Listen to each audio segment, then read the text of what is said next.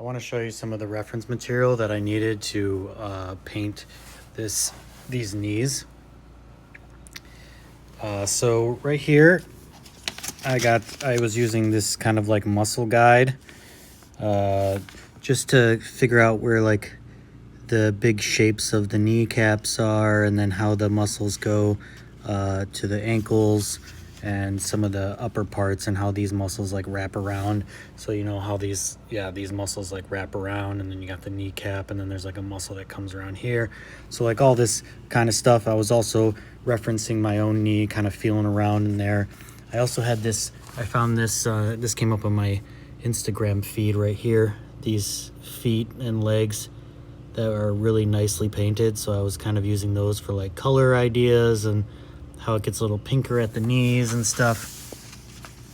So I was using that and this in combination with this guy's leg here, where you can kind of see the knee here, and then you can see where the knee actually is. And I had to like turn my knee a little bit because his feet are out here, but I have my feet more like straight on or a little bit curved in.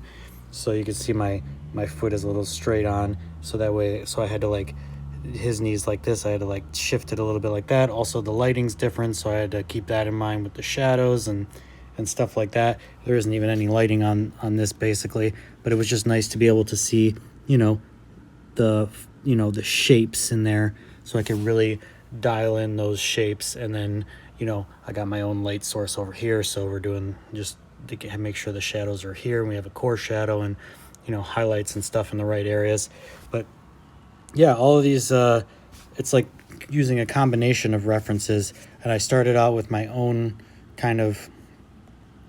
my own sketch, just like really quickly sketched out. And then once I got to a certain point where I was like, I don't know what these knees are supposed to look like, then I went and dove into the anatomy book and into other references and actual photographs and my own knee. I was feeling around that and being like, oh, okay, there's figuring out where all the bony parts were,